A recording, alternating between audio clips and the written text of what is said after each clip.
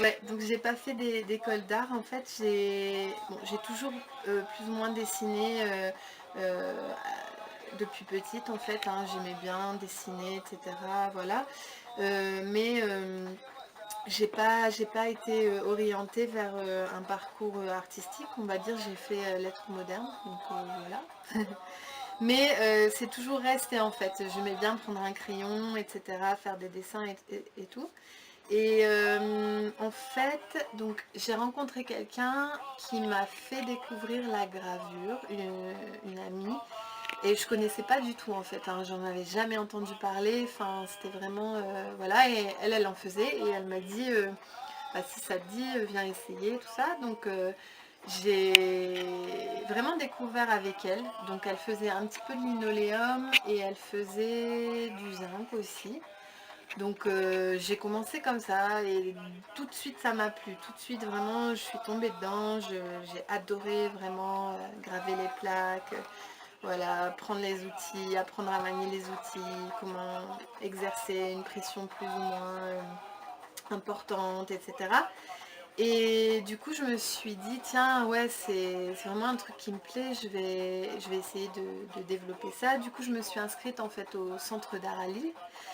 Et donc là, il y avait une section gravure, sérigraphie. Donc j'ai fait un an là-bas, mais bah, c'était bien comme première approche, mais voilà, je voulais vraiment creuser.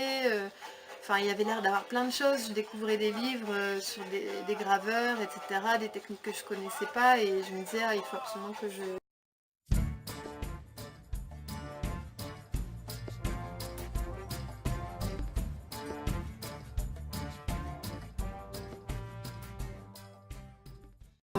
Moi, je procède plutôt par, on va dire, par coup de cœur ou par rencontre en fait.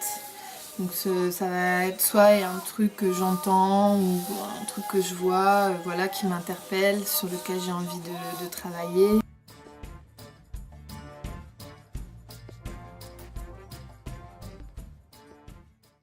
Je vais vraiment en fait me laisser un peu guider par ce que j'entends, ou j'écoute, ou je vois, ou je lis, voilà, des choses comme ça. Ça peut être aussi des choses liées à l'actualité, mais tu vois, que je vais pouvoir soit traiter vraiment directement, soit de manière indirecte. Et souvent des choses qui parfois se ressemblent pas en fait. Tu vois, donc déjà j'utilise des techniques différentes. J'utilise bah, le linoléum, le bois, le zinc, le cuivre, le plastique, le carton. J'aime bien la diversité des matières. Et j'aimerais pas en fait me cantonner à un seul truc. J'aime vraiment bien changer, explorer, mélanger aussi en fait les différentes techniques. Je vais choisir comment dire, la technique aussi en fonction de ce que je veux faire.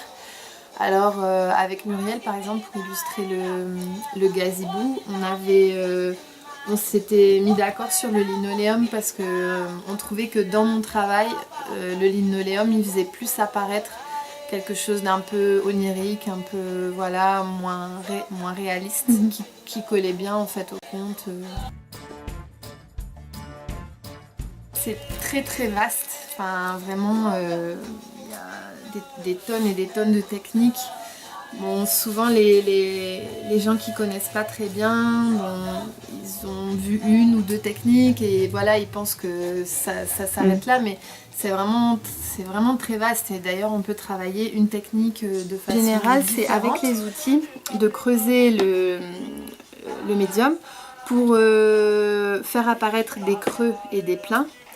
Et donc ensuite, l'encre, on va la déposer à l'aide d'un rouleau sur ce qui n'a pas été creusé, donc sur la surface, sur ce qui reste. Et donc c'est un peu aussi une façon de penser les choses à l'envers, c'est-à-dire que ce que tu vas creuser donc n'apparaît pas. Donc ce que tu traces en fait avec ta gouge n'apparaît pas au final. Donc c'est un peu l'inverse du dessin, et c'est que du coup on va dire, tu développes une autre façon d'envisager les choses, et c'est un peu l'envers du décor, j'aime bien.